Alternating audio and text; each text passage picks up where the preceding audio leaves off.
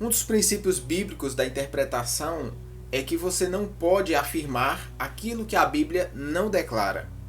No máximo que podemos fazer é supor teorias, tentar conjecturar ideias a partir de indícios daquilo que foi deixado de vestígios, possibilidades, para se chegar a uma possível interpretação futura quando profecias vierem a se cumprir. Nós vemos aqui em Deuteronômio capítulo 29, verso 29, que há coisas que foram reveladas aos homens e outras não foram reveladas porque pertencem somente a Deus. Muitas pessoas se perguntam os mistérios que estão escondidos nesse mundo e nos outros mundos. Exatamente. No livro de Hebreus, capítulo 11, verso 3, se você for numa interpretação, numa tradução mais rebuscada, você vai encontrar a seguinte narrativa. Pela fé, entendemos que os mundos foram criados pela palavra de Deus, de maneira que o visível não foi feito do que se vê. Aqui claramente ele está declarando que existem outros mundos, outros universos, outras dimensões, e claramente o mundo espiritual ele é real. Agora, não foi revelado em quantas partes ele se divide, como e onde ele está localizado, as portas de acesso, quem está nesse mundo espiritual, se existem dimensões localizadas nesse plano em que vivemos ou em outros fora desse universo. Então, são questões que abrem margem para muita dúvida, mas nós sabemos que existem manifestações desses mundos no nosso. A Bíblia está repleta deles. E hoje, muitas pessoas estão criando uma curiosidade muito maior devido ao avanço dos registros de todas essas manifestações, da intensidade que elas têm proporcionado nas vidas familiares, e também devido à grande movimentação da tecnologia em trazer materiais mais reveláveis ao nosso mundo. Eles se revelam de várias formas: possessões, aparições, opressões, e existem aquelas que podem ser fruto apenas da naturalidade humana, como por exemplo o que o povo chama de poltergeist, que não são fantasmas, não são espíritos demoníacos, não são seres espirituais, mas apenas energia humana apregada na matéria, nas casas, nos ambientes. Porque, por exemplo, uma foto, ela nada mais é do que pegar a luz, a energia daquele ambiente, levar para dentro de uma câmara escura, refletir essa imagem como nossos olhos fazem, e tem um ajuste que é feito para captar essa imagem em uma tela fotográfica. Então, o que o nosso olho faz, a câmera faz, só que com percepções, com profundidades diferentes. A sensibilidade é diferente.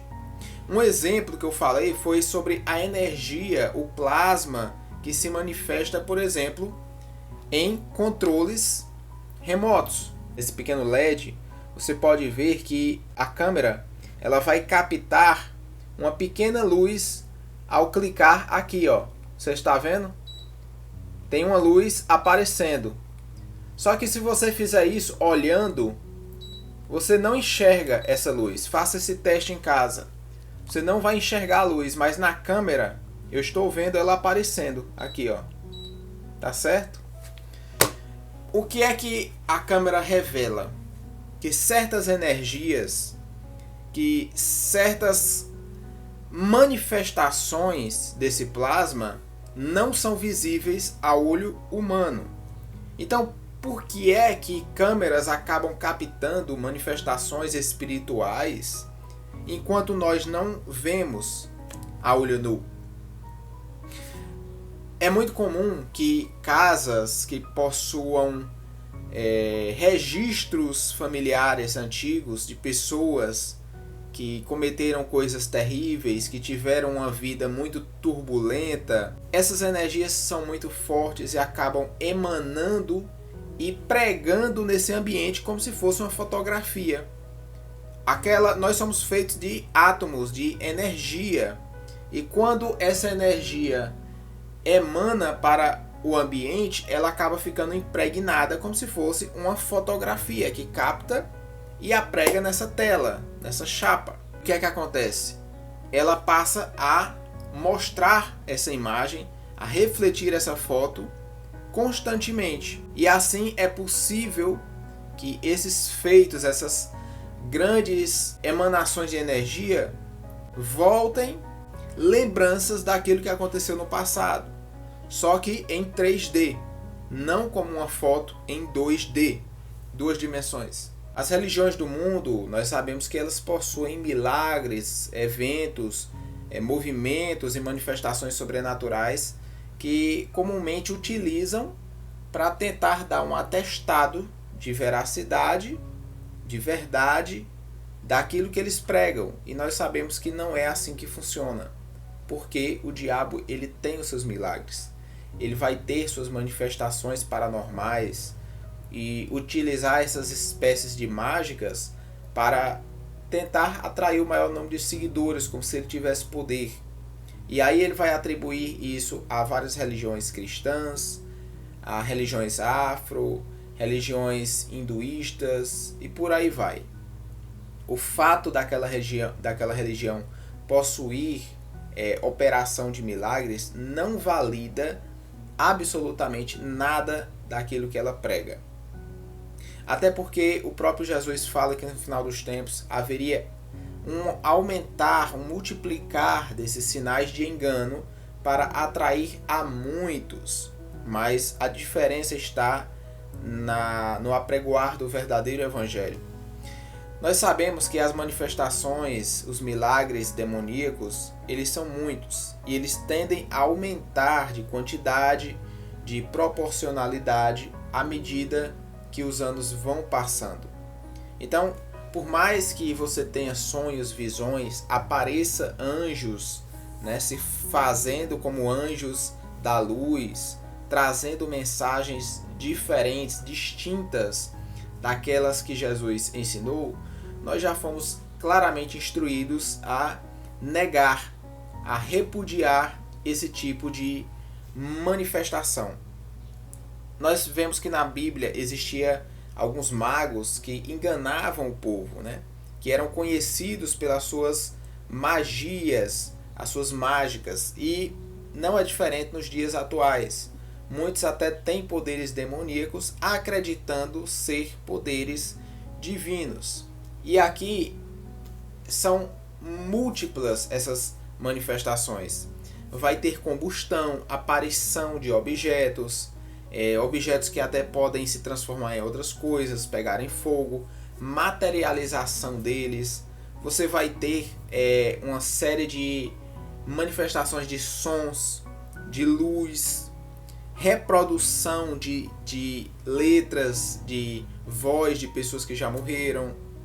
Você vai encontrar a movimentação magnética de objetos, e são muitas as manifestações de todos esses sinais, mas não passam de truques malignos. Eu, por exemplo, já vi um vídeo muito claro de uma criança fazendo coisas ao vivo em um programa de TV que com certeza não era montagem, com certeza não havia nenhum efeito especial e com certeza não havia nada segurando ao redor, nem próximo daquela criança, para fazer aquilo que ele fez. As pessoas simplesmente elas querem o benefício, não importa como elas alcancem, nem o que tenham que fazer para alcançar. Elas querem consultar os seus mortos, elas têm saudades dos entes queridos que faleceram. E ignoram as proibições de Deus de não consultar os mortos de alguma forma. Oram até pedindo intercessão baseadas em achismo, no que elas creem, mas não no que está nas Escrituras. Existem seitas que fazem as chamadas cirurgias espirituais, onde eles vão até mexer com a pele e a carne humana, cortando, mas não vão fazer nada profundo, apenas como algo simbólico, e acabam provocando, pelo menos temporariamente, certas curas. E nós sabemos que essas curas não passam de mera enganação. E quando essas pessoas imersas nesses tipos de religiões encontram a verdade e tentam se sair delas, podemos ver que, dependendo da intensidade das atividades paranormais dessas crenças, dessas seitas, começam a aparecer algumas perturbações em casa, na mente, aparições de entidades das trevas, tentando intimidar aquela pessoa, assustar, impedir que ela se afaste daquilo que ela havia entrado antes. Devido a essas brechas, essas legalidades, um grande domínio já foi formado antes. E é muito difícil uma pessoa ser convencida e permanecer no caminho para todo o sempre. Muitos deles voltam às práticas antigas. E isso não é de hoje, sempre foi assim. Nós encontramos até o livro de Hebreus falando que aqueles que vieram do judaísmo, se converteram e retornaram às suas origens, é como se crucificasse a Cristo novamente. Um cego, ele não enxerga o caminho. Por mais que você diga, aqui tem um buraco, ele vai dizer, eu não estou vendo buraco, mas na verdade ele não está vendo nada. Vai ter sérios problemas para escutar aquele que realmente enxerga. Talvez você tenha na sua mente, no seu coração, a plena convicção de que você sabe o que está crendo, sabe o que está fazendo.